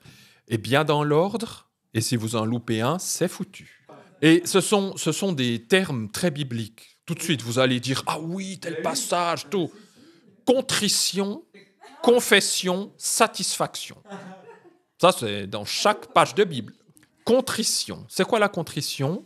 C'est une douleur de l'âme, une détestation du péché, commis avec la résolution de ne plus pécher à l'avenir. C'est c'est tragique.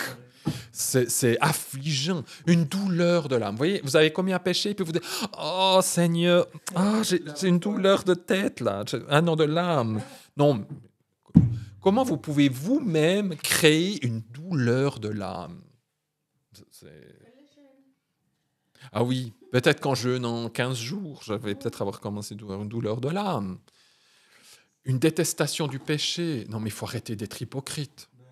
Je déteste ce péché que je commettrai tout de suite. Une fois que je passe devant le prêtre, je recommets demain, tu vois. Alors voilà, la contrition, c'est ça. Maintenant, une fois que vous avez passé par la contrition, vous allez vous confesser. L'aveu au prêtre constitue une partie essentielle du sacrement de pénitence, évidemment. Les pénitents doivent, dans la confession, énumérer tous les péchés mortels dont ils ont conscience après s'être examinés sérieusement, même si ces péchés sont très secrets. C'est très secret. Et s'ils ont été commis seulement contre les 2 derniers préceptes du décalogue. Les 2 derniers préceptes des 10 commandements. Mais attention, des 10 commandements catholiques. Parce que parce que le 2e commandement, tu ne te feras pas de statue et tout, il est rayé. Ben oui, j'ai pas le bouquin là. Ils ont mis l'Exode, ils ont mis voilà, et puis ils ont fait le leur. Alors je vous les cite, c'est en pensée, désir, veillera à rester pur. Il n'y a pas, il y a aucun commandement. Bien d'autrui ne convoitera. Ça c'est le dernier, effectivement. Mais voilà. Donc même si vous avez péché contre ces 2, il faut aussi les dire.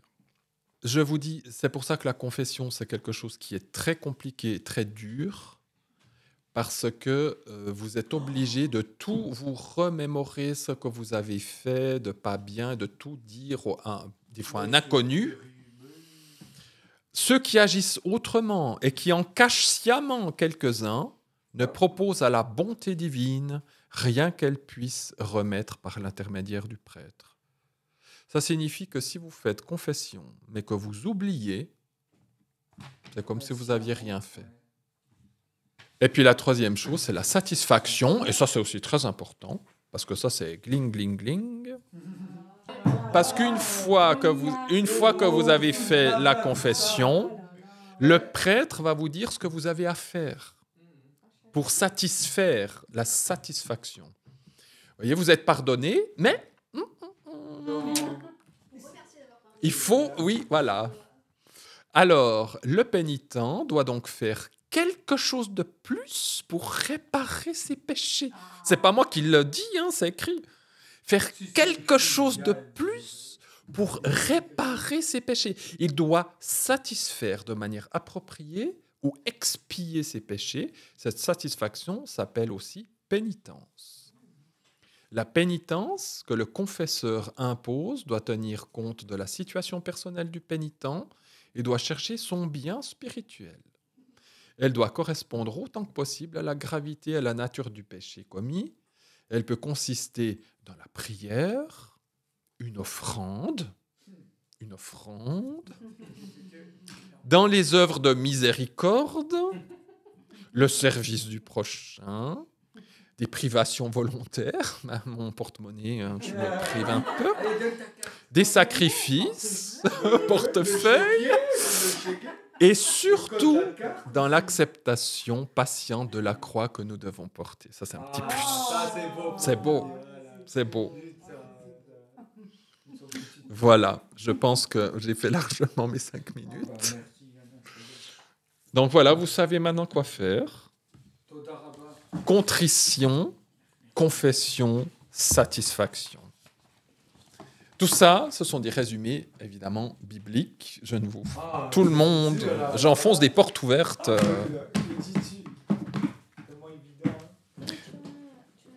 Bon, merci à tout le monde pour la patience d'avoir attendu encore ces 10 minutes à la fin. Et... oui, ça va vite. Hein. Donc aujourd'hui, si j'ai bien compris, on a fait un seul sacrement et la moitié d'un autre, c'est ça? Heureusement qu'on est dans la page 22 des 39. On y est presque, parce qu'on a encore 2 sessions, les amis. Je viens de voir, on est bien dans la session 5. On est dans la 5e. On a encore 2, trop. Hein. Et non, je ne vais pas l'arrêter pendant ce temps. Mais oui, c'est pour ça que je suis là en train de faire. En tout cas, on a encore 2 sessions. Soit un petit rappel, c'est que la prochaine session, on va vous présenter les thèmes pour que vous commenciez à pouvoir voter. Et donc, si vous avez des thèmes, pensez à quand même me les rapporter ou me l'écrire pendant la semaine. Comme ça, je les mettrai à vote semaine prochaine. Si vous n'avez pas d'idées qui viennent en tête, parfois, Yann, il donnait, par exemple, des idées larges. Soit, par exemple, un verset ou un thème biblique qui vous venait en tête, une question. Ou, par exemple, un livre de l'Ancien Testament qui vous intéresse. Ce sont, par exemple, des idées que vous pouvez en proposer. On y a eu quelqu'un, par exemple, qui est venu chez nous et a demandé sur la souffrance. Et on a fait un sur ça. Et moi, j'ai demandé sur les psaumes et on a fait ça. Et voilà. C'est pour tout. Bon, ben, c'est pour tout le monde déjà. Et je vais déjà demander au professeur à toujours sacrifier quelqu'un pour la prière. Allez. Donc, les amis, on va les jeter au bûcher avec une petite pénitence maintenant. Satisfaction là sur place. Donc, pour ceux qui sont avec nous en ligne, priez avec nous. Et pour ceux qui sont sur YouTube, on se voit dans 2 secondes. Amen. Amen. Bon, c'est fini. Hein? Les amis, merci beaucoup pour nous avoir suivis jusqu'à présent. N'oubliez pas de liker, de vous abonner, mettre la petite clochette, ça aide toujours la chaîne.